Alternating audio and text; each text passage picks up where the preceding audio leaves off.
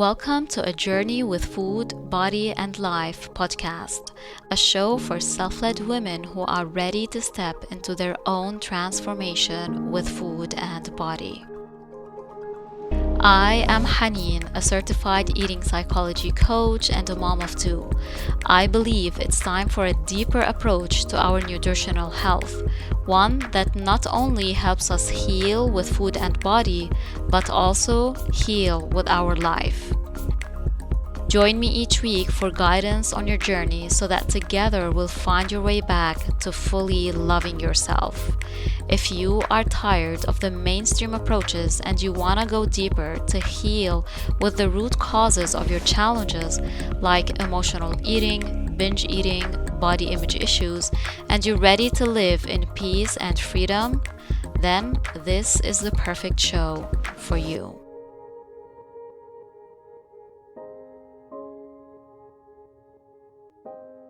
Hi there, and welcome to episode 13 of A Journey with Food, Body, and Life podcast. This is actually the last episode of season 1, and hopefully season 2 of this show is kicking off later this year, sometime during fall. In the last episode, we talked a bit about emotional eating and why this behavior happens. And in this episode, I am sharing with you one of the strategies that I guide my clients with along their healing journey with emotional eating in specific. This will help you be more clear on how we deal with emotional eating, specifically in eating psychology, and you can also use this on your own to be working through emotional eating yourself. You can use whatever I'm about to share as a checklist for you to know where you are at when it comes to emotional eating and your healing journey. You can use it to focus on one of the areas that I'm about to share with you. So you can use this episode the way you want. It doesn't really matter as long as you are actually using it to heal with emotional eating. All right, without further ado, let's dive in.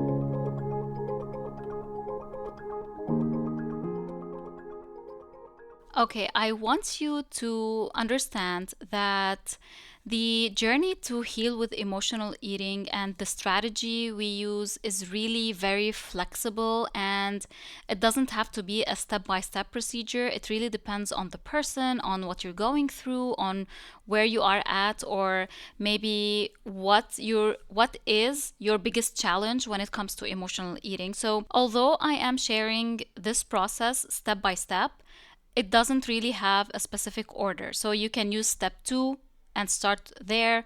You can start with step 3 and then move back to step 1. It really depends on where you are at.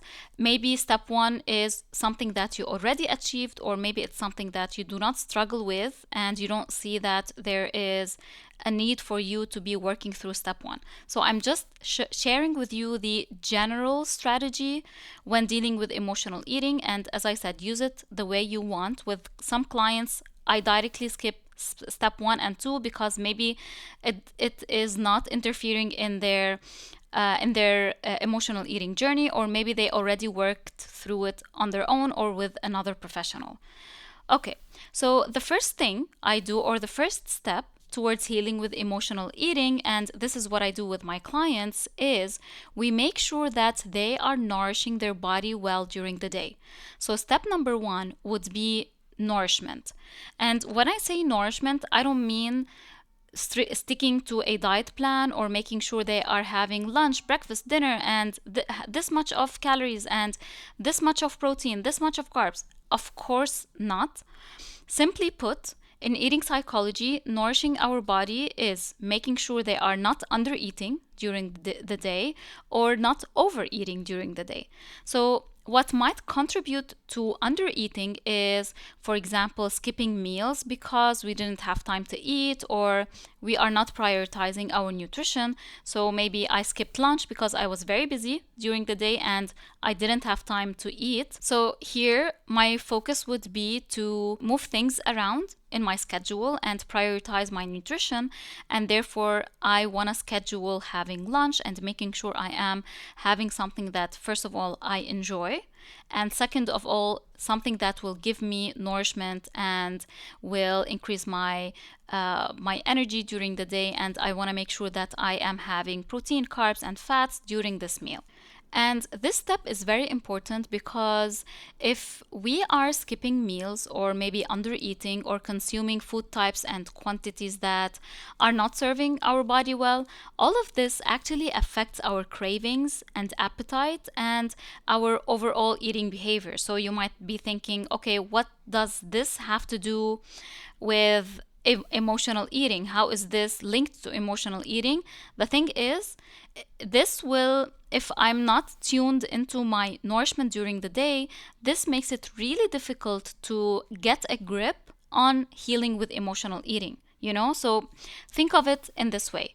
If you are running, let's say, on caffeine all day, and maybe you are mindlessly snacking because you didn't have time to eat, you will find yourself eating out of control at night with a high appetite, and your food choices might be focused on the foods that give you fast energy, like carbs and sugars.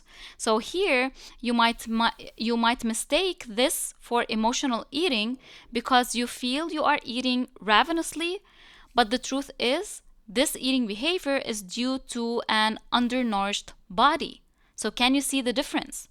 So also, the other thing, when we are undernourished, it is really hard for us to differentiate between physical hunger and emotional hunger.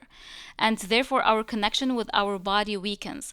And for us to be healing with emotional eating, it's very important for us to be able to identify the emotional hunger urge when it comes. But if we are not nourishing our body well, how can I catch it if I don't have the ability to differentiate between the emotional hunger and the physical hunger? So that's why I need to be tapping into my nourishment and making sure I am having my meals, not skipping any meal if that's what my body needs, understanding how to connect with my hunger and fullness cues, optimizing my nourishment, making food choices that match what my body needs in terms of energy, in terms of how it feels the best, and to optimally be nourishing it in terms of variety as well. So I want to make sure that I am providing my body with as much variety of food and quality of food as possible. Again, not in terms of perfection and every single day I need to be eating something different. No, not in that sense, but in a sense that I am trying my best to incorporate as much ideas and as much nutrition during my day, or let's say during my month, because I don't want it to be something very rigid and for it to become overwhelming to you. So on average, in a whole month, if you are eating a variety of foods, that's great. You are on the right path. So as a summary, in step 1, it's all about nourishment. It's all about nutrition. So here we talk about not skipping meals. We are talking about food diversity and variety. We are talking about prioritizing our meals and making sure we are nourishing our body well during the day. Now, we move on to step number 2, which is mindful eating. So, mindful eating is all about how we are eating. It's about our eating behavior. And the remarkable thing about mindful eating is that it is our gate towards connecting with our body, understanding its needs, understanding its urges, tapping into our cravings, managing our cravings, and whatnot. There are a lot of benefits to mindful eating, but most importantly, when it comes to emotional eating, this is it. Mindful eating is our pathway towards connecting with our body. That's why whenever I am working with a client who is trying to heal with emotional eating, I always work with her on mindful eating. So when it comes to mindful eating, it's all about being present while we're eating. It's all about slowing down, because when I'm eating fast, I'm not aware of what I'm doing. I'm not giving my brain enough time to register this eating experience and to connect with my gut and to do the coordination with my gut in terms of receiving the hunger signals, ordering me to stop eating, and same thing when it comes to fullness signals and satisfaction signals. And here is something I always say, and probably you already heard me say it in this show, in this podcast.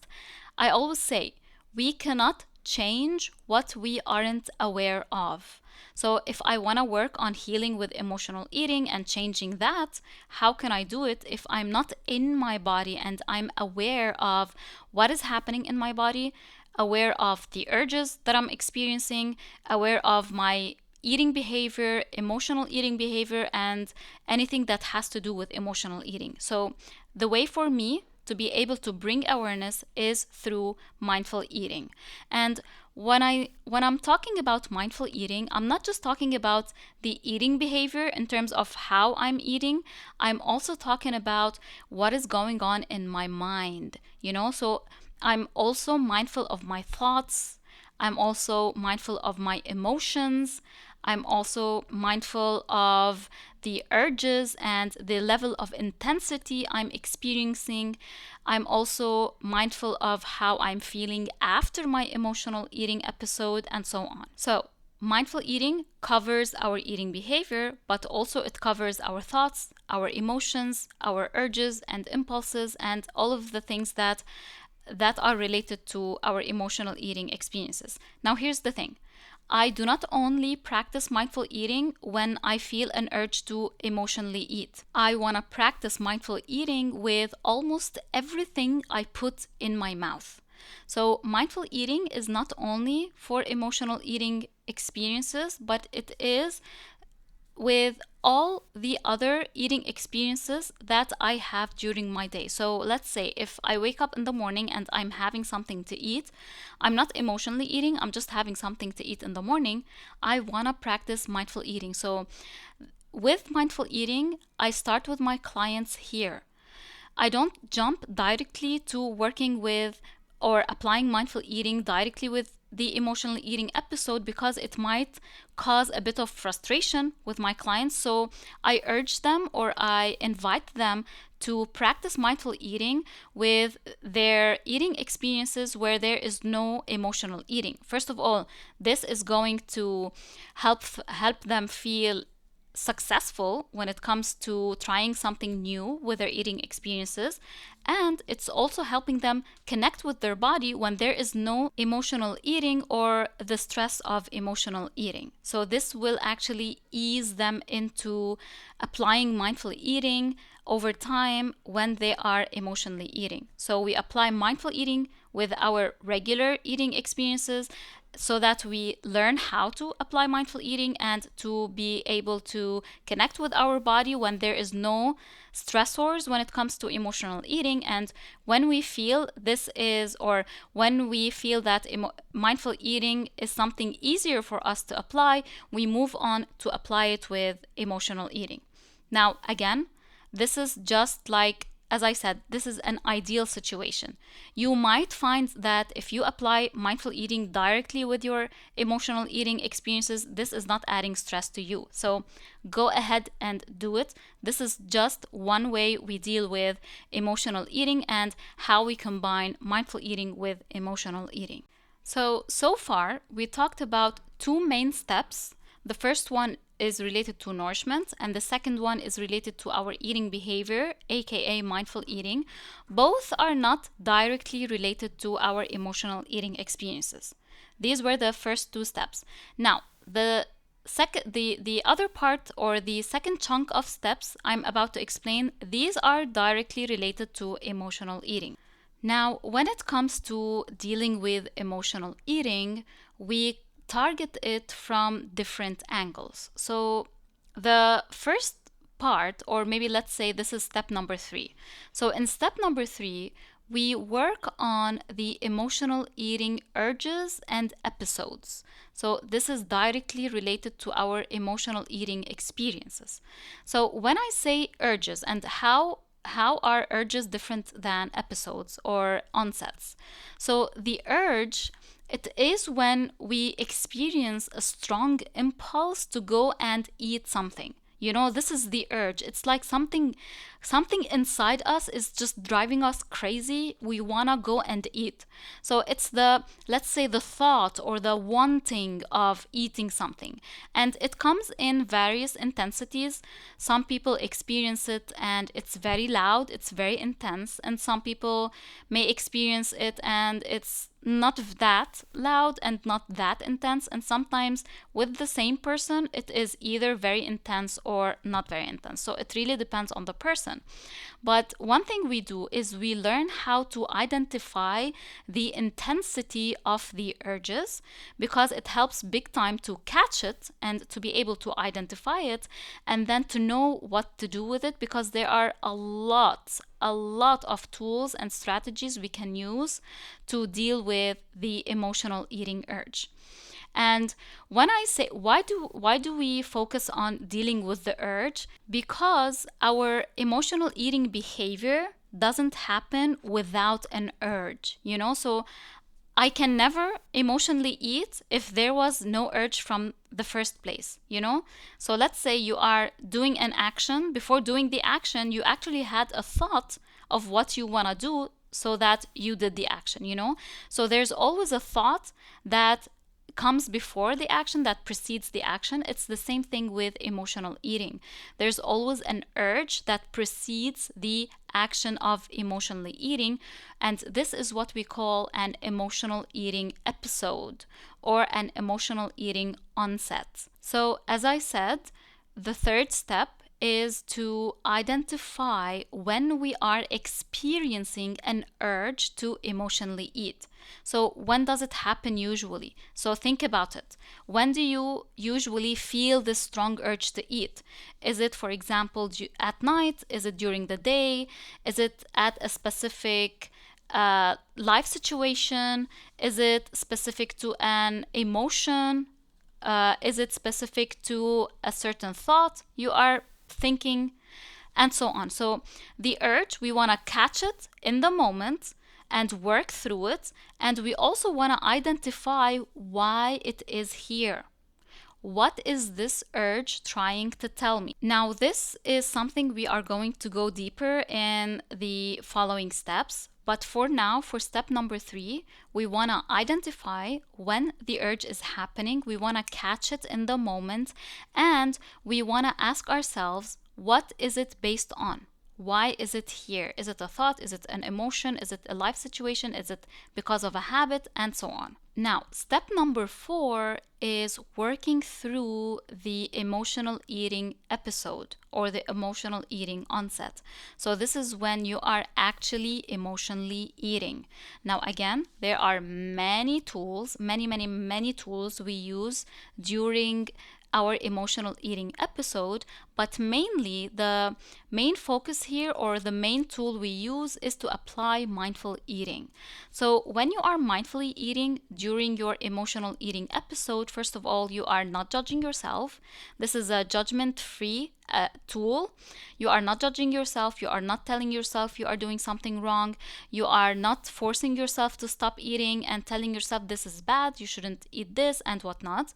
So you are tuning into your thoughts and your emotions towards yourself and towards the eating experience or the food you are eating. So during this episode, or during the emotional eating episode, we are bringing awareness to our eating behavior. We are also bringing awareness to the intensity of what we are experiencing inside of us. We are tuning into our eating rhythm, our eating speed. You can't imagine how this is helpful. I see it with a lot of clients. When we start working with healing, with emotional eating and start applying mindful eating without judging ourselves and judging our eating experience, most of the time, the emotional eating behavior lessens significantly. So sometimes it's just by bringing awareness to the eating experience, it weakens. The emotional eating episode weakens, which allows us to work deeper with the main issue of why emotional eating is happening. And in a way, when we are applying mindful eating and tuning into our thoughts and the whole eating experience, it actually brings safety into our body, and in a way, our emotions and internal world is more accessible now so that we can work through it. So, as I said, step number 3 is about the emotional eating urge, and step number 4 is about the emotional eating episode. Now, these were directly related to our emotional eating experiences, and in step number 5, we start working on why this emotional eating is happening. So, in a way, we are not directly working on our emotional eating behavior. We are working, let's say, behind the scenes. Why our emotional eating is happening, what is driving it, what is happening inside of my body that is triggering emotional eating, how long have I been emotionally eating, when did it start, what triggered it, what caused me to adopt this behavior, what caused food to become the number one coping mechanism for me, and so on. So, with my clients, we start uncovering the root cause of why emotional eating is happening with them. So, some of them would discover that this has been something that they used to do to escape their reality of their childhood. So I have one client.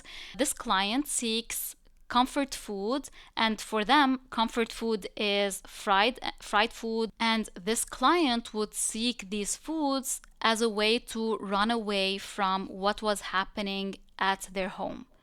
So this client would go out and just order that kind of food to feel the comfort and to escape the reality of what was happening between their parents or the life condition, the life circumstance they were living as a teen.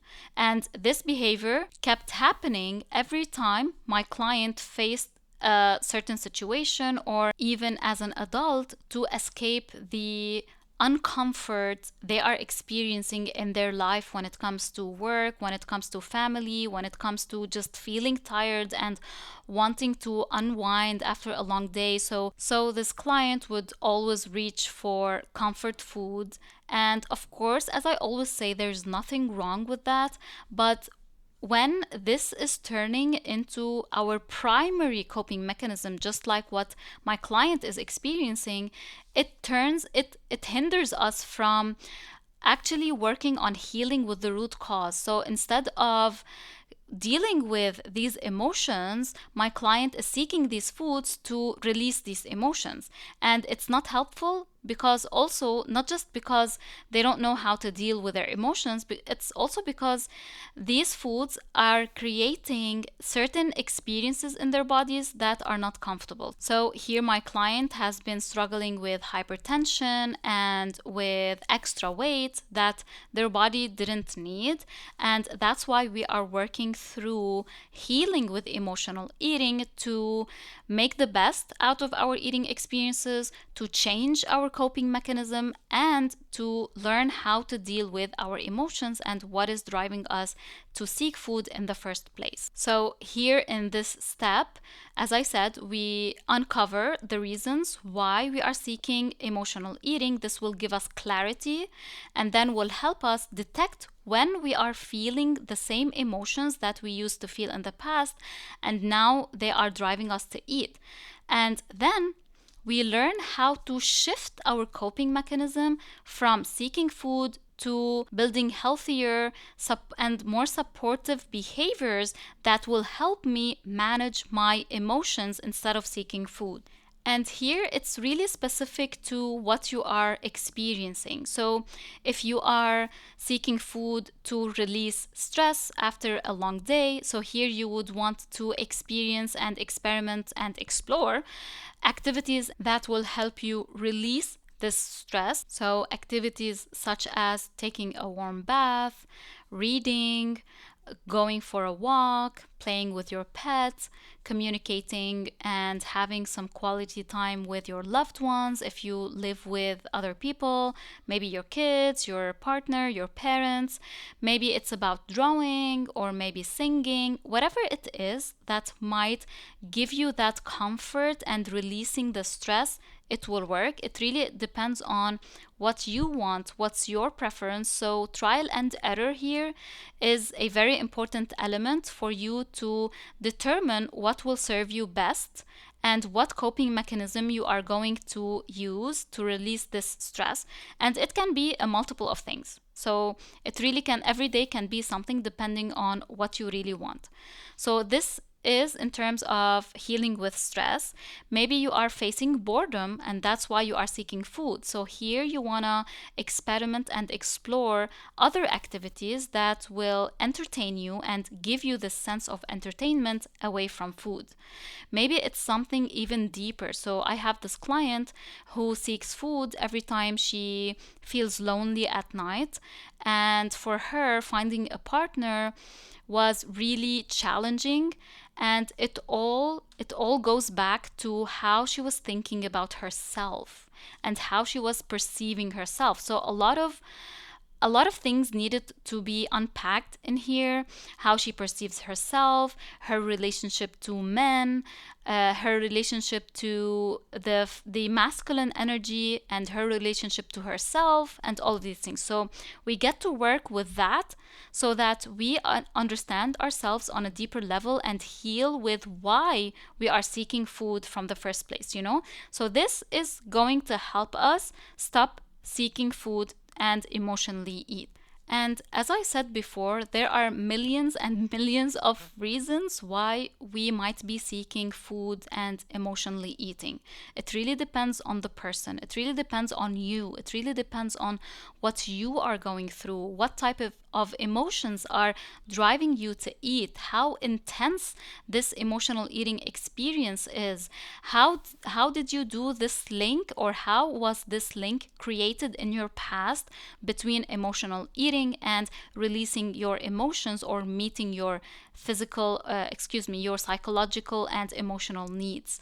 So in coaching, we also uncover all of that. We work on all of this, and the emotional eating journey is really, really personalized. It's really up to the person what they're going through.